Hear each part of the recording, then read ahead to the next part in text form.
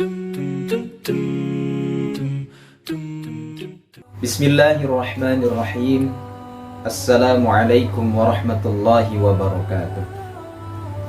Alhamdulillahilladzi ja'ala syahru Ramadan syahrun unzila fihi al-Qur'an hudan lin-nasi wa bayyinatin minal huda wal furqan. Asyhadu an la ilaha illallah wahdahu la syarika lah wa asyhadu anna Muhammadan abduhu wa rasuluh. Allahumma salli wa sallim wa barik ala nabiyyina Muhammadin wa ala alihi wa ashabihi wa man tabi'ahum bi ihsanin ila yaumiddin, amma ba'd.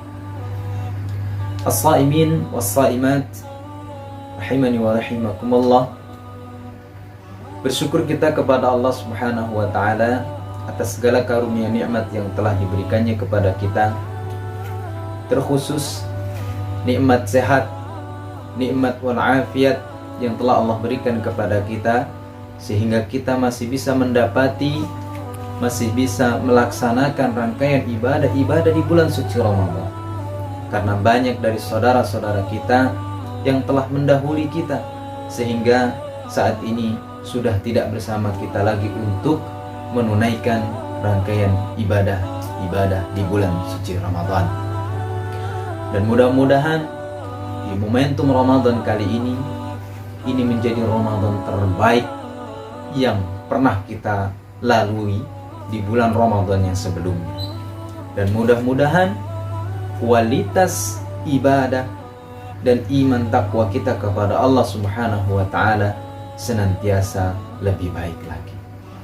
Salawat dan salam tentunya tak lupa kita curahkan kepada qudwah hasanah kita, Nabiullah Nabi besar Muhammad sallallahu alaihi wasallam.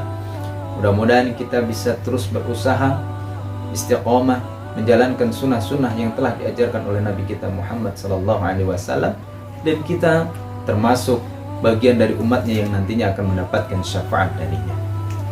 As-saimin was-saimat rahimakumullah.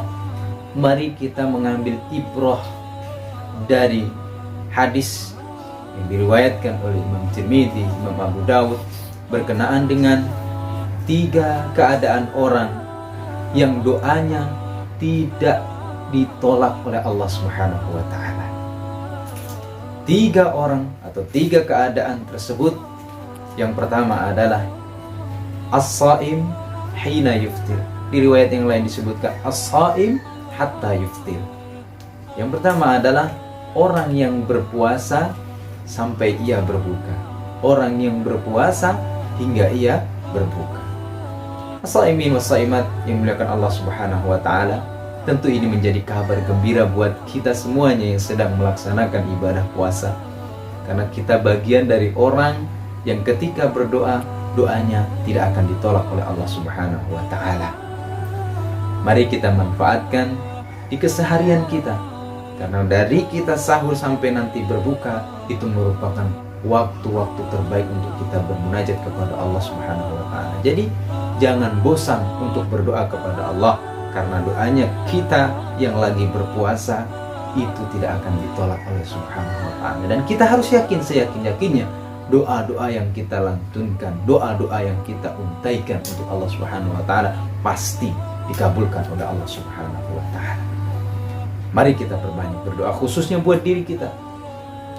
Mudah-mudahan Allah Subhanahu wa taala memberikan kemudahan-kemudahan bagi kita, memberikan keselamatan bagi kita di dunia maupun di akhirat. Kita doakan saudara-saudara kerabat kita, ayah, ibu, kakek, nenek, keluarga besar kita, khususnya Indonesia, negara yang kita cintai. Mudah-mudahan negara kita Indonesia ini menjadi negara baldatun thayyibatun wa rabbun ghafur. Lebih luas lagi, kita doakan saudara-saudara kita yang ada di Palestina atau negara-negara Arab yang saat ini mungkin sedang berjuang melawan kekejaman dari kaum kafir. Kita doakan saudara-saudara kita, mudah-mudahan mereka diberikan ketabahan, kekuatan, kesabaran, khususnya kekuatan iman dan Islam mereka, sehingga mereka tetap tegar mempertahankan keimanan dan keislamannya. Yang kedua, da'watul musafir. Doanya orang yang sedang safar. Masya Allah, kamal ada, sebagaimana kebiasaan kaum muslimin, khususnya orang Indonesia nantinya ketika menjelang lebaran, mereka mudik ya, yang ada di perkotaan pulang kampung, atau sebaliknya. Untuk apa? Untuk menjalin silaturahmi. Dan pada keadaan tersebut, mereka sedang dalam keadaan orang yang ketika berdoa, doanya tidak akan pernah ditolak oleh Allah Subhanahu wa Ta'ala. Jadi manfaatkan momentum itu. Perbanyak berdoa ketika kita sedang bersafar, sehingga doa-doa yang kita lantunkan nantinya akan diijabah oleh Allah Subhanahu wa Ta'ala. Yang ketiga adalah da'watul madlum, doanya orang-orang yang terzalimi. Sebagaimana kita menyaksikan saudara-saudara kita yang di Palestina, begitu gencarnya orang-orang kafir melukai mereka, dan itu merupakan kesempatan bagi mereka untuk berdoa, memperbanyak doa. Termasuk kita, ketika kita merasa dizalimi oleh orang lain, doakanlah yang baik-baik. Doakan orang-orang yang menzalimi kita, doakan orang-orang yang menyakiti kita. Supaya apa? Supaya mereka bertaubat dan mendapatkan hidayah dari Allah Subhanahu wa Ta'ala. Dan ketika kita dizalimi, perbanyak berdoa, karena dengan keadaan tersebut, doa yang kita lantunkan akan diijabah oleh Allah Subhanahu wa Ta'ala. Kaum muslimin as-saimin was-saimat yang dirahmati Allah Subhanahu wa Ta'ala, mudah-mudahan kita bisa mengambil ibrah, kita bisa mengambil momentum, memanfaatkan keadaan yang kita saat ini laksanakan. 3 keadaan seseorang yang doanya tidak akan pernah ditolak oleh Allah Subhanahu wa Ta'ala. Mudah-mudahan kita bisa memanfaatkan, mengambil pelajaran atas apa yang telah kita simak, kemudian kita bisa mengaplikasikan dalam keseharian kita. Terutama kita sebagai seorang yang sedang berpuasa, perbanyaklah berdoa kepada Allah. Doa dengan serius, doa dengan khusyuk, dan yakin bahwasanya Allah Subhanahu wa Ta'ala akan mengabulkan doa-doa kita.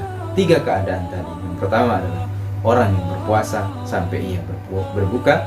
Kemudian yang kedua adalah keadaan orang yang sedang musafir, bepergian. Dan yang ketiga adalah doanya orang-orang yang terzalimi.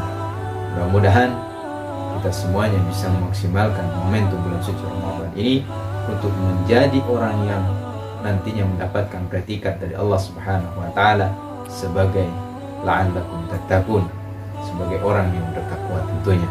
Barakallahu li wa lakum fil Qur'anil 'azim. Hadza minni, jazakumullahu khairan.